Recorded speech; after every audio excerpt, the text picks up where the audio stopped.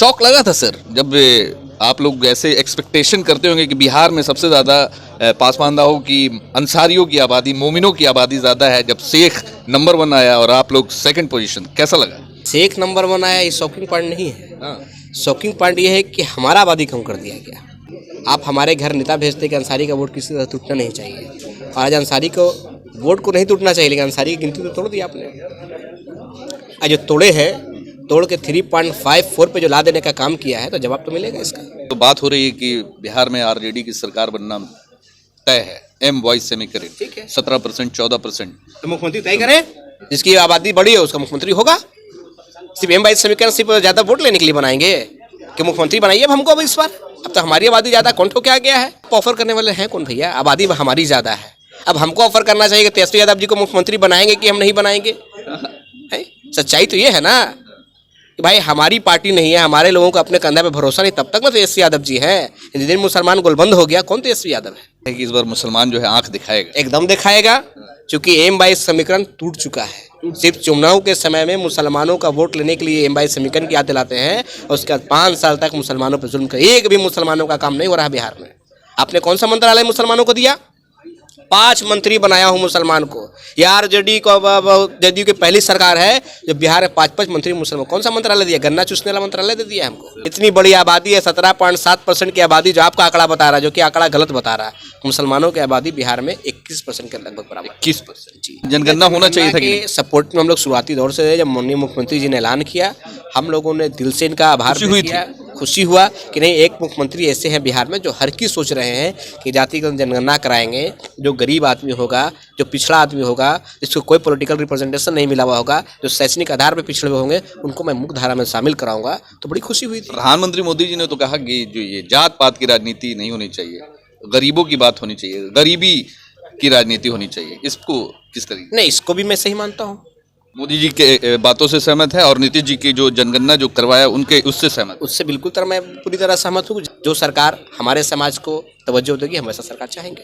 तो पासमानदाओं की सिर्फ बात करेंगे, और बिहार में और जो मुसलमान है वो कहाँ जाए, वो किनके समर्थन में जाए, वो किनके साथ जाए? आप लोग नहीं चाहते हैं कि उनको भी लाएं, वो भी रहें हमारे साथ? मुसलमानों में जो बड़ी आबादी है, पसमानदा भी मुसलमान अलग तो है नहीं आपसे। आप हमेशा पासमानदा तो पासमानदा जो पिछड़ा है उसी की बात होगी ना। सबसे कमजोर आज के दौर में बिहार में कोई समाज है तो अंसारी समाज है। हमारा डिमांड है कि लोकसभा का जो चुनाव होने वाला है इस बार बिहार में 2 से 3 सीट हमारे कम्युनिटी को, हमारे मतलब पार्टी को मिलना चाहिए। चाहे एनडीए में या इंडिया में, इंडिया हो चाहे इंडिया हो, जो हमारे समाज की बात करेगा हम उसके साथ खड़े रहेंगे।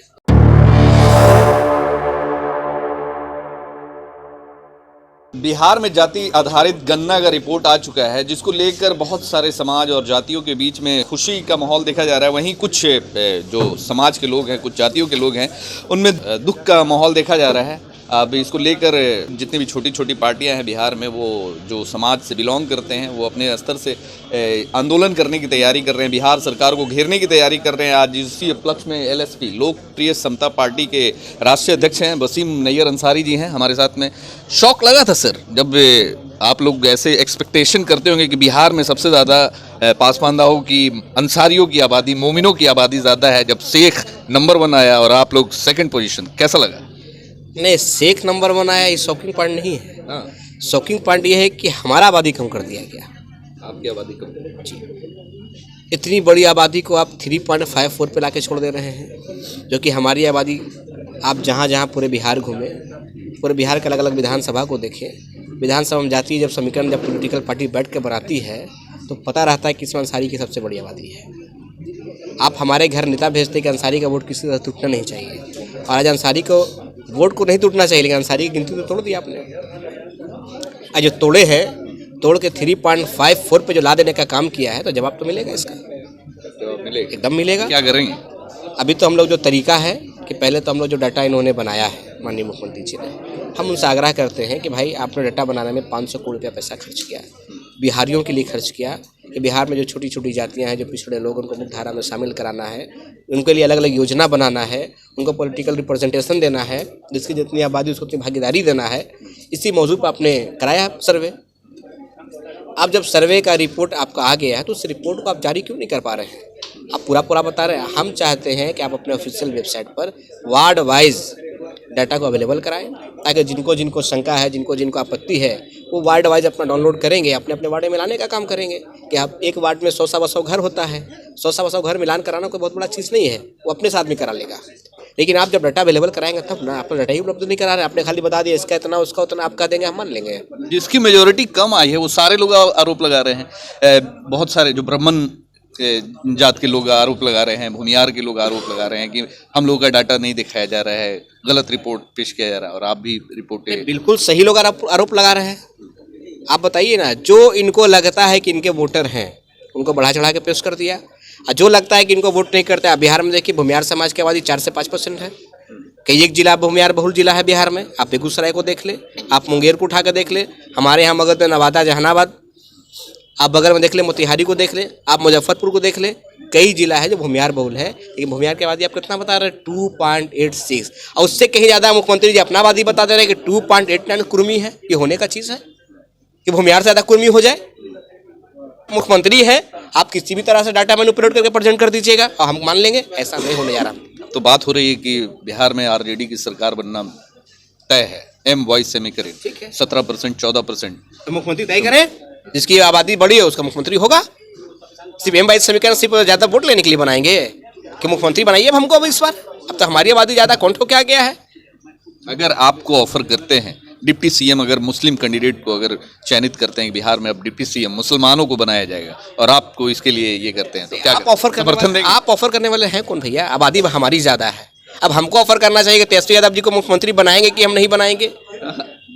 सच्चाई तो ये है ना कि भाई हमारी पार्टी नहीं है, हमारे लोगों को अपने कंधे पे भरोसा नहीं, तब तक ना तेजस्वी यादव जी हैं। जिस दिन मुसलमान गोलबंद हो गया, कौन तेजस्वी यादव है? लगता है कि इस बार मुसलमान जो है आंख दिखाएगा। एकदम दिखाएगा, क्योंकि एम वाइस समीकरण टूट चुका है। सिर्फ चुनाव के समय में मुसलमानों का वोट लेने के लिए एम वाइस समीकरण की याद दिलाते हैं, और उसके बाद 5 साल तक मुसलमानों पर जुल्म कर, एक भी मुसलमानों का काम नहीं हो रहा बिहार में। आपने कौन सा मंत्रालय मुसलमानों को दिया? 5 मंत्री बनाया हूँ मुसलमान को। यार जदयू की पहली सरकार है जो बिहार में 5-5 मंत्री मुसलमान। कौन सा मंत्रालय दिया? गन्ना चूसने वाला मंत्रालय दे दिया हमको। अल्पसंख्यक आयोग के चेयरमैन रियाजुल हक राजू को बनाया है, इसराइल मंसूरी को बनाया, और भी बहुत सारे 5 बनाया। अरे कौन सा बनाया हमको? एक गन्ना चूसने का मंत्रालय दे दिया, एक बिजली दे दिया। अब संख्या तो मजबूरी है भाई, किसको बनाइएगा? योजना में पैसा कितना दिया आपने?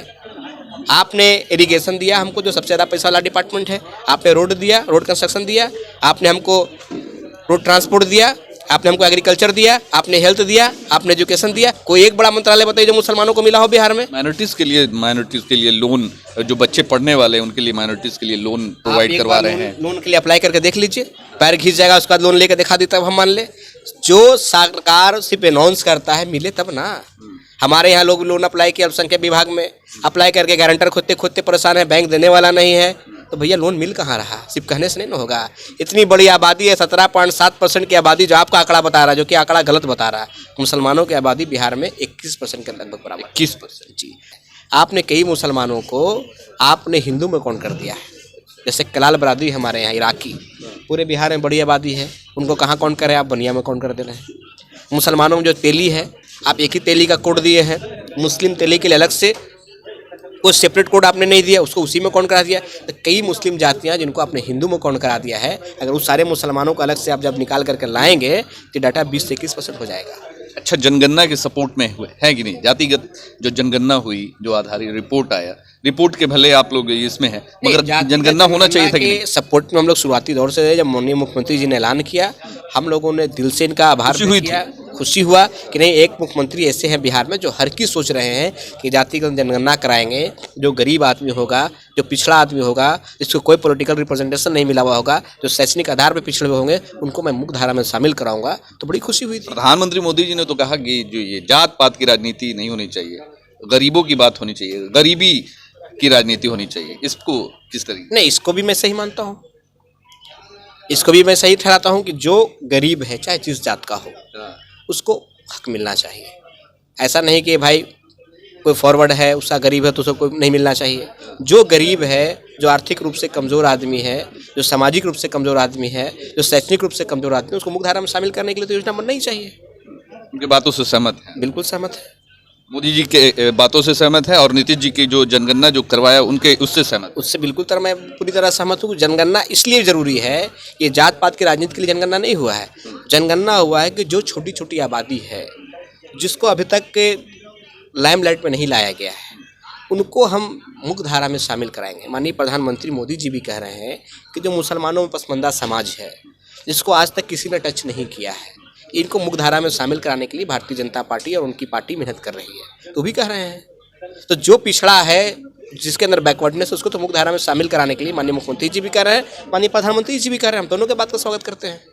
प्रधानमंत्री के लायक किसे मानते हैं? अभी सेकुलर सरकार चाहिए, बीजेपी जो एक मतलब जो अपोजिशन वाले हमेशा आरोप लगाते हैं कि कॉम्युनल पार्टी है, तो आप लोग पासमानदा मुसलमान की बात करते हैं, सेकुलरिज्म की बात करते हैं, कैसी सरकार चाहिए? बीजेपी, एनडीए या इंडिया?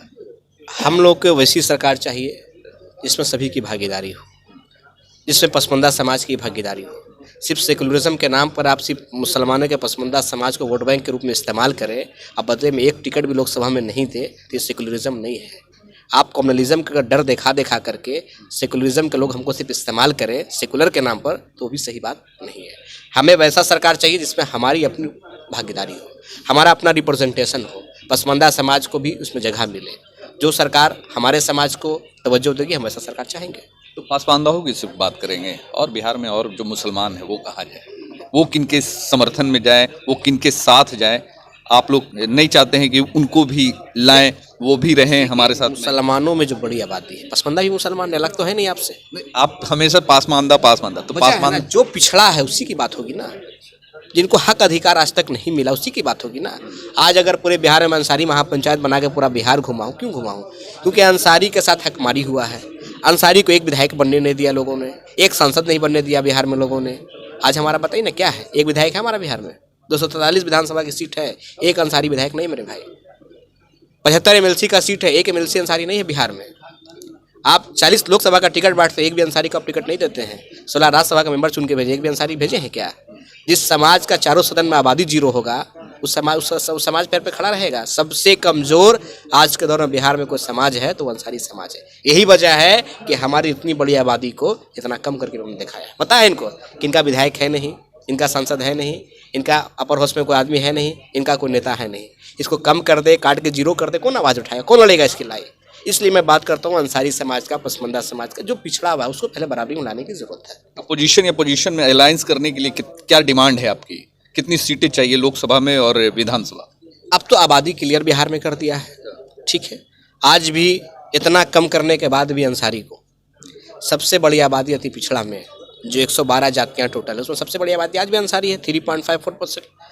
इतना कम करने के बाद की मैं बात करूँ, आज भी सबसे बड़ी आबादी है, तो इसको सिर्फ टिकट मिलना ही चाहिए हर हाल में, चाहे इंडिया हो चाहे इंडिया। जितनी हमारा डिमांड है कि लोकसभा का जो चुनाव होने वाला है इस बार बिहार में 2 से 3 सीट हमारे कम्युनिटी को, हमारे मतलब पार्टी को मिलना चाहिए, चाहे एनडीए में या इंडिया में, इंडिया हो चाहे इंडिया हो। जो हमारे समाज की बात करेगा हम उसके साथ खड़े रहेंगे। 2025 में देखा जाएगा। 25 में देखा जाएगा। हमारे साथ में वसीम नैयर अंसारी हैं जिन्होंने साफ तौर पे कह दिया कि भागीदारी के हिसाब से हमें हिस्सेदारी मिलनी चाहिए। अगर चाहे एनडीए हो या इंडिया हो, तो लोग हमारे जो शर्त को मानेंगे। कम से कम एलएसपी की डिमांड है कि लोकसभा के चुनाव में 2 से 3 सीट मिलना चाहिए। अब देखना होगा कि कौन इनके शर्तों को मानते हैं, एनडीए या इंडिया, देखना होगा।